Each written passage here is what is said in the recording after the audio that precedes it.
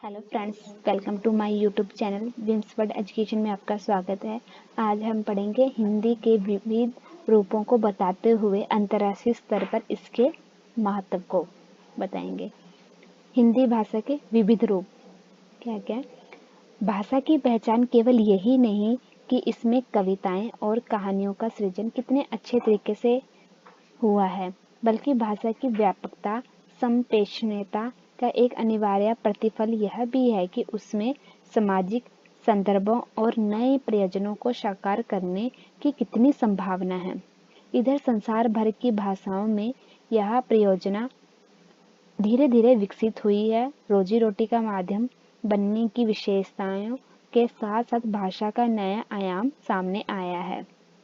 वर्ग भाषा, तकनीकी भाषा, साहित्य भाषा, राजभाषा, राष्ट्रभाषा, संपर्क भाषा, बोलचाल की भाषा, मानक भाषा, ये सभी क्या है? भाषाएं हैं। पहले हम लिखेंगे बोलचाल की भाषा। बोलचाल की भाषा को समझने के लिए बोली को समझना जरूरी है। बोली उन सभी लोगों की बोलचाल की भाषा का वह मिश्रित रूप है जिनकी भाषा में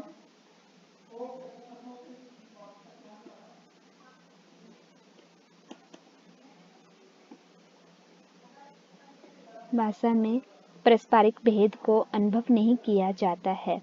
विश्व में जब किसी जन समूह का महत्व किसी भी कारण से बढ़ जाता है तो उसकी बोलचाल की बोली भाषा कही जाने लगती है, अन्यथा वह बोली ही रहती है। स्पष्ट है कि भाषा की अपेक्षा बोली का क्षेत्र, उससे बोलने वालों की संख्या और उसका महत्व कम होता है। एक भाषा की कई बोलियां होती है क्योंकि भाषा का क्षेत्र विस्तृत होता है, जबकि कई व्यक्तियों बोलियों से पारस्परिक संपर्क होता है, तब बोलचाल की भाषा का प्रसार होता है। आपस में मिलती जुलती बोली या उपभाषाओं में कई आपसी व्यवहार से बोलचाल की भाषा को विस्तार मिलता है। इसे सामान्य भाषा के नाम से भी जाना जाता है। यह भाषा बड़े पैमाने पर विस्तृत क्षेत्र में प्रयुक्त होती है। मतलब कि जब जो बोलियां का विस्तार हो, मतलब बहुत से लोग होते हैं, वो भाषा बनती है। पर एक भाषा की बहुत सारी बोलियां भी हो सकती हैं। कई तरह के लोग कई तरह से बोलते हैं, उन सबको बोलियां कहते हैं। सेकंड पॉइंट हमारा मानक भाषा। भाषा के स्थिर तथा सुनिश्चित रूप को मानक तथा परिनिष्ठ भाषा कहते हैं।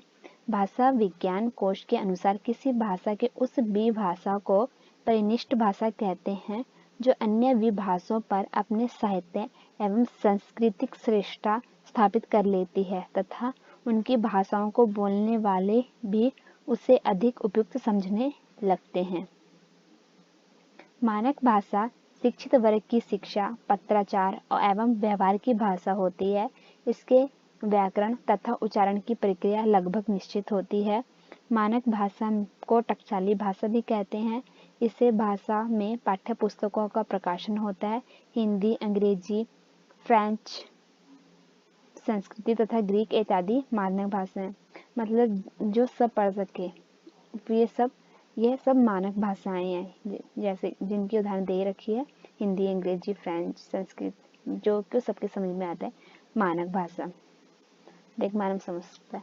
संपर्क भाषा, थर्ड पॉइंट हमारा संपर्क। अनेक भाषाओं के अस्तित्व के बावजूद जिस विशिष्ट भाषा के माध्यम से व्यक्ति, राज्य तथा देश विदेश के बीच संपर्क स्थापित किया जाता है उसे संपर्क भाषा कहते हैं। एक ही भाषा परिपूरक भाषा और संपर्क भाषा दोनों भी हो सकती है। आज भारत में संपर्क भाषा के तौर पर हिंदी प्रतिष्ठित है, जबकि अंतर्राष्ट्रीय स्तर पर अंग्रेजी संपर्क भाषा के रूप में जब भी किसी भाषा को देश की राष्ट्रभाषा अथवा राजभाषा के पद पर आसीन किया जाता है, तब उस भाषा से कुछ अपेक्षाएं भी रखी जाती हैं। मतलब संपर्क भाषा ये है जिससे हम एक व्यक्ति दूसरे व्यक्ति से संपर्क करते हैं, एक राज्य दूसरे राज्य से या किसी से भी हम संपर्क करते हैं, उसे संपर्क की भाषा कहे जाते हैं। यहाँ भारत में तो जो संपर्क की भाषा हिंदी, हम ज़्यादातर हिंदी में ही बात, कोई चीज़ पूछते हैं, किसी से भी बात करते हैं तो हिंदी में ही करते हैं, जो कि अंतर्राष्ट्रीय स्तर पर अंग्रेजी भाषा का प्रयोग किया जाता है। उसके बाद है हमारी राजभाषा।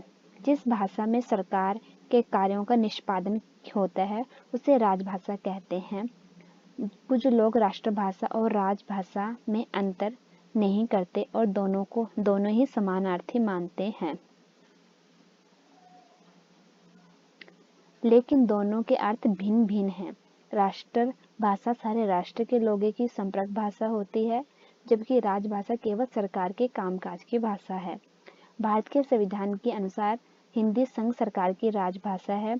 राज्य सरकार की अपनी अपनी राजभाषाएं हैं। राजभाषा जनता और सरकार के बीच एक सेतु का कार्य करती है। किसी भी स्वतंत्र राष्ट्र की उसकी अपनी स्थानीय राजभाषा उसके लिए राष्ट्रीय गौरव और स्वाभिमान का प्रतीक होती है। विश्व के अधिकांश राष्ट्रों की अपनी स्थानीय भाषाएं राजभाषाएं हैं। हिंदी हमारी राजभाषा है। मतलब जिस राज्य जिस भाषा के द्वारा काम चलाता है, कोई भी काम करता है, उसको हम राजभाषा कहते हैं। और राष्ट्रभाषा पूरे देश की भाषा हो गई। अब देखेंगे राष्ट्रभाषा क्या होती है। देश के विभिन्न भाषाओं के पारस्परिक विचार विनिमय की भाषा को राष्ट्रभाषा कहते हैं। राष्ट्रभाषा को देश के अधिकतर नागरिक समझते हैं, पढ़ते हैं या बोलते हैं। किसी भी देश की राष्ट्रभाषा उस देश के नागरिकों के लिए गौरव, एकता, अखंडता और असीमता का प्रतीक होती है। महात्मा गांधी ने राष्ट्रभाषा को राष्ट्र की आत्मा की संज्ञा दी है। एक भाषा कई देशों की राष्ट्रभाषा हो सकती है, जैसे अंग्रेजी आज अमेरिका, इंग्लैंड तथा कनाडा इत्यादि कई देशों की राष्ट्रभाषा है। संविधान में हिंदी को राष्ट्रभाषा का दर्जा तो नहीं दिया गया, लेकिन इसकी व्यापकता को देखते हुए इसे राष्ट्रभाषा कह सकते हैं। दूसरे शब्दों में राजभाषा के रूप में हिंदी अंग्रेजी की तरह न केवल प्रशासनिक प्रयोजनों की भाषा है, बल्कि इसकी भूमिका राष्ट्रभाषा के में भी है। उपयुक्त सभी भाषाएं एक दूसरे से पूरक है। इसके लिए ये पक्ष निरर्थक है कि राजभाषा, राष्ट्रभाषा, संपर्क भाषा आदि में से कौन अधिक महत्वपूर्ण है। जरूरत है हिंदी को अधिक व्यवहार में लाने की। मतलब हिंदी हमारी क्या है, राष्ट्रभाषा भी है। और राज्य की अलग अलग भाषाएं भी हो सकती है, पर राष्ट्र की एक ही भाषा होती है। अंतर्राष्ट्रीय स्तर पर हिंदी का महत्व।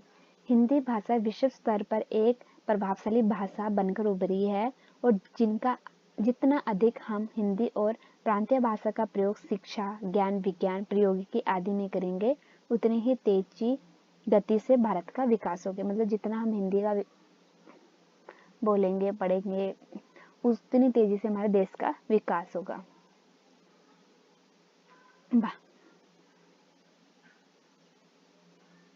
पहला पॉइंट हमारा, भारत के संविधान सभा में 14 सितंबर 1949 को भारत की राजभाषा के रूप में हिंदी को स्वीकार किया था। हिंदी जनसाधारण द्वारा बोली जाने वाली एक सरल भाषा है।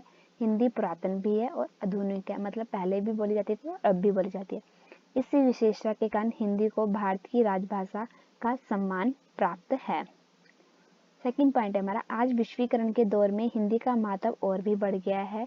हिंदी विश्व स्तर पर एक प्रभावशाली भाषा बनकर उभरी है। आज विदेशों में अनेक विश्वविद्यालयों में हिंदी पढ़ाई जा रही है। ज्ञान विज्ञान के पुस्तकें बड़े पैमाने पर हिंदी में लिखी जा रही हैं। सोशल मीडिया और संचार माध्यमों में भी हिंदी का प्रयोग निरंतर बढ़ रहा है। जो हिंदी का महत्व क्या है, कॉलेजों स्कूलों में भी है कि बड़े हिंदी का बहुत ज़्यादा प्रयोग हो रहा है। और जब हम न्यूज़ वगैरह भी देखते हैं हिंदी में ही होती हैं। मीडिया भी हिंदी का प्रयोग ज़्यादा करती है विश्वीकरण के दौर। थर्ड पॉइंट हमारा, अंतर्राष्ट्रीय स्तर पर विदेशों में भी हिंदी भाषा सीखने और जानने वालों की संख्या में गुणात्मक वृद्धि हो रही है। विश्व स्तर पर हिंदी आज है।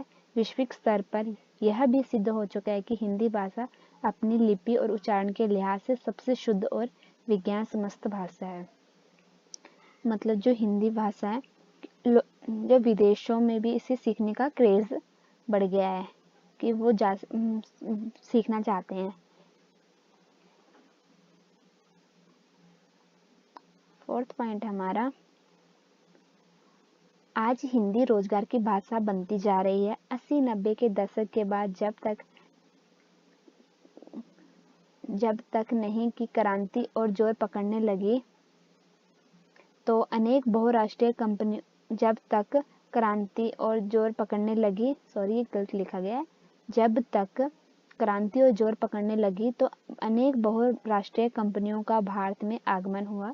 तकनीकी वस्तुओं का प्रचलन अधिक हुआ, लेकिन इनमें से अधिक हिंदी और आगे बढ़ी गई। मतलब हिंदी रोजगार की भाषा भी, और जब विदेशी कंपनी भी यहाँ आई तो यहाँ उन्होंने भी हिंदी सीखा, तो हिंदी ने अधिक जोर पकड़ा। मतलब 5वां पॉइंट है हमारा फेसबुक, ट्विटर, यूट्यूब और व्हाट्सएप जैसे अनुप्रयोगों में तो अब हिंदी का भी दबदबा है। गूगल और माइक्रोसॉफ्ट जैसी दिग्गज कंपनियों ने भी हिंदी में बड़े पैमाने पर काम शुरू कर दिया है। 6 पॉइंट है हमारा विश्व में लगभग 250 विश्वविद्यालय तथा सैकड़ों छोटे बड़े केंद्रों में विश्वविद्यालय स्तर से लेकर शोध स्तर तक हिंदी के अध्यापन की व्यवस्था हुई है। मतलब हिंदी का अध्ययन कराया जा रहा है। 7वां पॉइंट हमारा विदेशों में 25 से अधिक पत्रिकाएं अधिक नियमित रूप से प्रकाशित हो रही हैं।